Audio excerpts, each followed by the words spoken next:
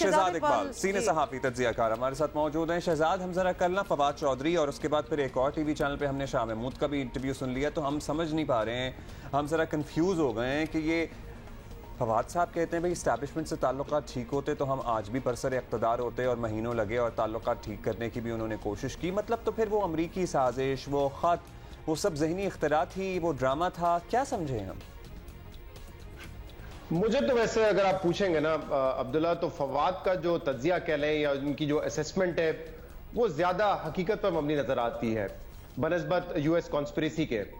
اب دیکھیں فواد صاحب جو بات کل کہہ رہے تھے کہ اگر اسٹیبلشمنٹ سے تعلقات ٹھیک ہوتے تو شاید ہم حکومت میں ہوتے، کہاں تعلقات خراب ہوئے ہیں؟ دیکھیں 2-3 ایشوز تو چل ہی رہے تھے نا حکومت کے. ایک تو جو کارکردگی تھی، جو پرومسز کیے تھے، پرفارمنس ویسی تھی نہیں، وہ ایک ایشو 2-3 سال لنگر آن کرتا رہا. پھر عثمان بزدار کے حوالے سے بڑے تحفظات تھے اسٹیبلشمنٹ کے کہ ان کو تبدیل کیا جائے، کیونکہ ان کے ہوتے ہوئے 12 کروڑ کا جو صوبہ ہے وہ پرفارم نہیں کرے گا کیونکہ ان کا تجربہ نہیں ہے، ان کے پاس وہ کمپٹنس نہیں ہے.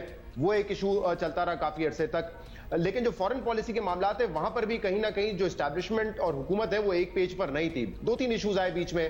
ایک آپ کو یاد تھا کہ مسلم سمٹ ہونا تھا ملیشیا میں، جس کے لیے عمران خان صاحب نے حامی بھر لی تھی، لیکن پھر جب دوست ممالک کی طرف سے دباؤ آیا تو ہم نہیں جا سکے. اور اس وقت بھی اسٹیبلشمنٹ کا نقطہ نظر یہ تھا کہ دوست ممالک ہمیں پیسے دے رہے ہیں تو ہم اسلامک ایک اور بلاک نہیں بنا سکتے ٹرکی اور ملیشیا کے ساتھ. ہمارے دوست ممالک جو ہماری مدد کرتے ہیں فائنینشلی وہ ناراض ہوں گے، تو وہاں پہ بھی ایشو تھا.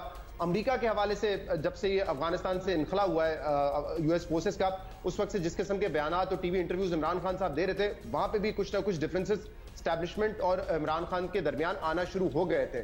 لیکن جو کہتے ہیں نا کہ جو فائنل نیل ان دا کافن تھا وہ تو نومبر میں جو D G I S I کا معاملہ تھا، جب نوٹیفیکیشن نہیں جاری کیا جا رہا تھا اپوائنٹمنٹ کے بعد بھی اس کو کافی تقریباً 15-20 دن ڈیلے کیا گیا. پھر جب پریس ریلیز آئی تو اس میں باقاعدہ بتایا گیا کہ وہی D G I S I کو اپوائنٹ کر رہے ہیں، لیکن باقاعدہ 3 لوگوں کے انٹرویوز ہوئے اور اس کے بعد اپوائنٹ کیا گیا.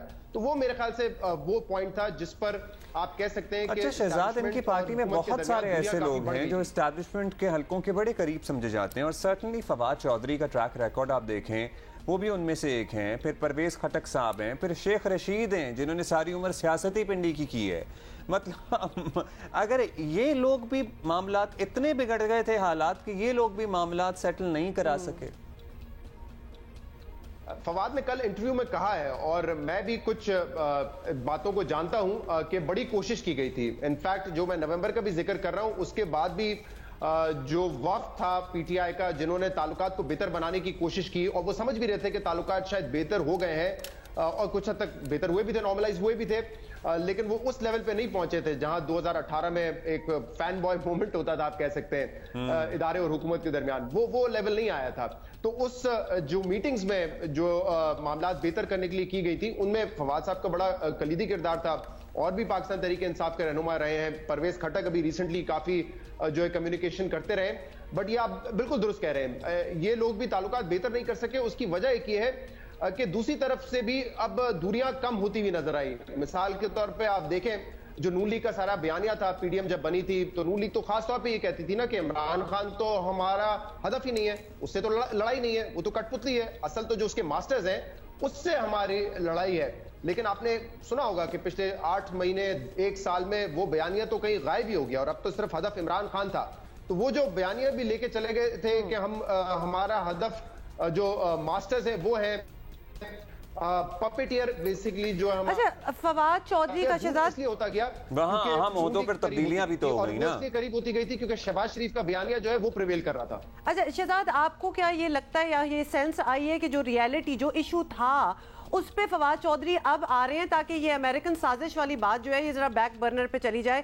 ایک تو بات بھی اس میں اتنی کوئی صداقت نکلی نہیں، ہر فورم نے کہہ دیا کہ اس لیٹر میں کچھ نہیں تھا، آج پتہ لگے گا. اور پھر دوسری جی بالکل، اور دوسری بات یہ اب اس کل سینیٹر الہان عمر سے بھی ملے ہیں، مطلب ان کے تعلقات بڑے زبردست چل رہے ہیں بیکاز وی ڈاؤٹ کہ انہوں نے اس کو سینیٹر الہان کو کمپلین کیا ہوگا جی آپ کی حکومت نے ہمارے ساتھ کیا کیا.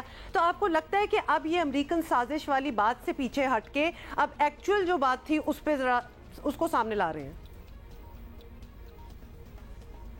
مجھے تو ہے کہ امریکن سینیٹر سے کل اس حوالے سے کوئی بات نہیں ہوئی ہے. میں پڑھ رہا تھا کہ اس حوالے سے تو کوئی بات نہیں ہوئی ہے کہ یو ایس کانسپریسی جو ہے کی گئی تھی. لیکن جو آپ کا یہ سوال ہے کہ آپ فواد چودھری نے جو کل بات کی ہے وہ بیانیہ آگے چلے گا، یو ایس کانسپریسی کا پیچھے آئے گا، یہ بالکل بھی نہیں ہوگا. میرے خیال سے فواد چودھری صاحب جو کھلی ڈولی بات کرتے ہیں اور وہ کر گئے اس مومنٹ میں ایک مذاق کے لحاظ سے، مذاق نہیں کیا انہوں نے، یہ نہیں کہہ رہا ہوں، لیکن ایک مزاحیہ انداز میں وہ بات کر کے چلے گئے اور اینکر نے آگے مزید سوال بھی کر لیے. لیکن مجھے لگتا ہے کہ عمران خان صاحب اس سٹیج پہ نہیں لے کے جائیں گے. وہ ابھی بھی جو US کانسپریسی اور جو سازش والا بیانیہ ہے اسی کو لے کے آگے بڑھیں گے.